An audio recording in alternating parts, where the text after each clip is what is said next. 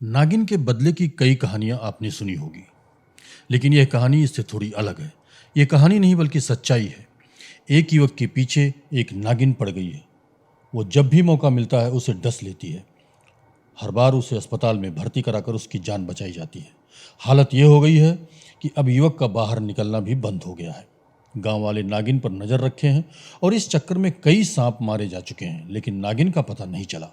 सपेरे को बुलाया गया, उसने नागिन को पकड़ा भी, लेकिन नागिन ने उसे भी डस लिया। बड़ी मुश्किल से उसकी जान बचाई जा सकी।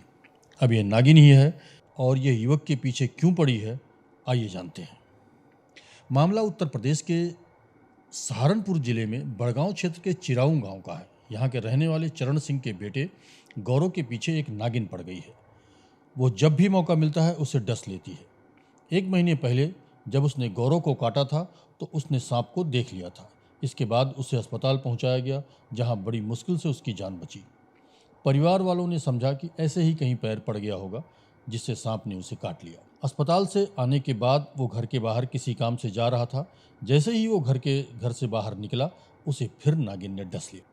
फिर उसे अस्पताल ले जाया गया और काफ़ी इलाज के बाद उसकी जान बची। गौरव भाई, क्या मामला हुआ है? बार बार आपको सांप काट रहा है। ये तो नहीं मालूम होगा ना कि क्या मामला है। यही मुझे नहीं समझ में आ रहा कि क्या मामला है। कितनी बार आपको सांप ने काटा है? 4 बार। कितने अंतरकाल में काटा है? 2 महीने के आसपास, 1.5 महीने के। अब परिवार में दहशत पैदा हो गई। लोगों ने थोड़ी सावधानी बरतनी शुरू कर दी। इधर अस्पताल से आने के बाद गौरव भी डरा डरा सा रहने लगा। कई दिन बाहर नहीं निकला। एक दिन उसके पिता ने कहा कि अब कोई दिक्कत नहीं, तुम बाहर आ सकती हो। गौरव जैसे ही बाहर आया, पता नहीं कहाँ से नागिन आ गई और गौरव कुछ समझ पाता उसने उसे फिर डस लिया। लोग उसे फिर अस्पताल लेकर गए और कई दिन वहाँ से रहने के बाद उसकी जान बची। इसके बाद चरण सिंह ने एक सपेरे को बुलाया। पूरे दिन की खोज के बाद आखिरकार सपेरे ने सांप को पकड़ लिया।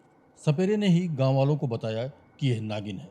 सपेरे ने नागिन को एक बोरे में बंद कर दिया, लेकिन इस प्रक्रिया के दौरान नागिन ने उसे भी डस लिया। पहले तो उसने जड़ी बूटी से इलाज करने की कोशिश की, लेकिन जब उसकी हालत बिगड़ने लगी तो उसे भी अस्पताल ले जाया गया, जहां बड़ी मुश्किल से उसकी जान बची। इधर गांव वालों ने बोरे में बंद नागिन को दूर जंगल में ले जाकर छोड़ दिया। अब गौरव का परिवार खुश था कि अब उसे कुछ नहीं होगा। इसके बाद अगले ही दिन गौरव खेत में काम करने चला गया। वहाँ फिर उसे नागिन ने डस लिया। फिर उस वक्त अस्पताल में भर्ती कराया गया। गांव वाले समझ गए कि अब नागिन लौट आई है। इससे अब गांव में दहशत का माहौल हो गया। गौरव के परिवार वालों को समझ में नहीं आ रहा है कि आखिर नागिन ऐसा क्यों कर रही है, जबकि गौरव ने तो कभी किसी सांप को भी नहीं मारा है। लोगों ने प्रशासन से नागिन को पकड़वाने की मांग की है।